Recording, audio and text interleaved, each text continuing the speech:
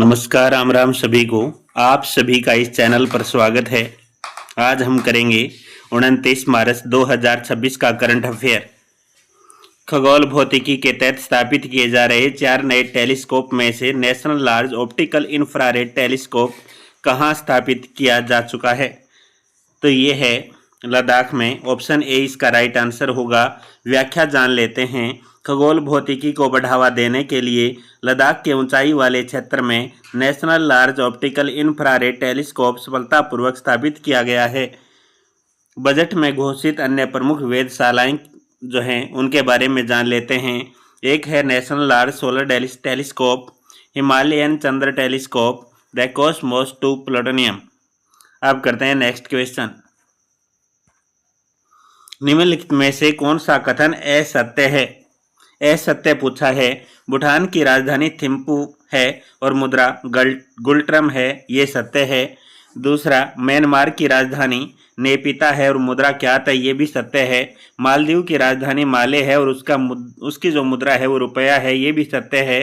परंतु option C है वो गलत है। श्रीलंका की राजधानी श्री जयवर्धनपुरे और उसकी मुद्रा युआन, ये असत्य है क्योंकि युआन चीन की मुद्रा है। श्रीलंका की आधिकारिक मुद्रा कौन सी है भाई? रुपया है। अब आगे,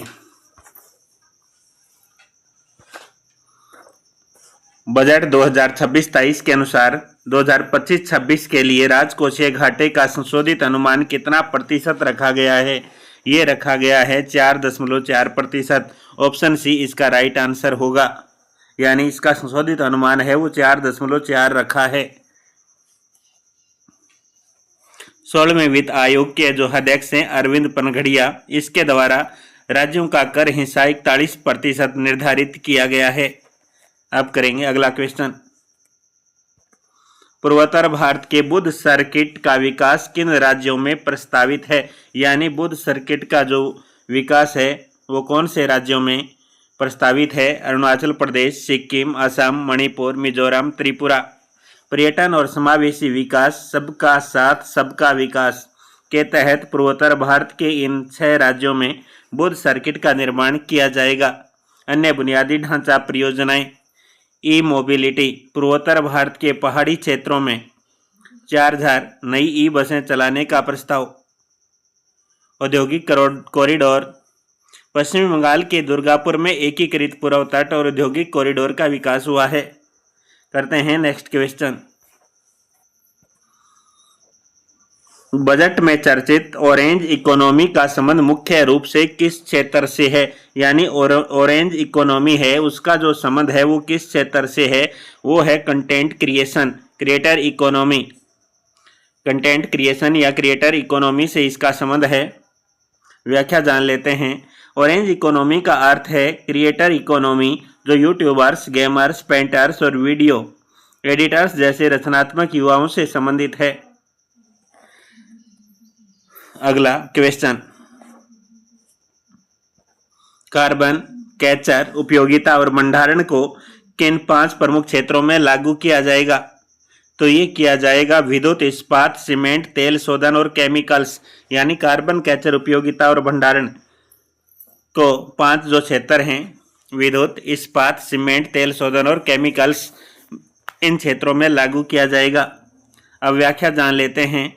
कार्बन उत्सर्जन को कम करने और ऊर्जा सुरक्षा सुनिश्चित करने के लिए CCUS यानी कार्बन कैप्चर, यूटिलाइजेशन और स्टोरेज तकनीक को 5 भारी उद्योगों में लागू किया जाएगा। बजट अगले 5 वर्षों के लिए 10,000 करोड़ रुपए प्रस्तावित हैं। लक्षित उद्योग है विद्युत, केमिकल्स, तेल शोधन, सीमेंट, इस्पात। Next question. भारत द्वारा पहली बार ग्लोबल बिग कैट अलायंस आयोजित किया जाएगा। वर्तमान में इनके प्रमुख कौन हैं? यानी इसके जो प्रमुख हैं ग्लोबल बिग कैट अलायंस के, वो हैं भूपेंद्र यादव, पर्यावरण मंत्री। ऑप्शन बी इसका राइट आंसर होगा।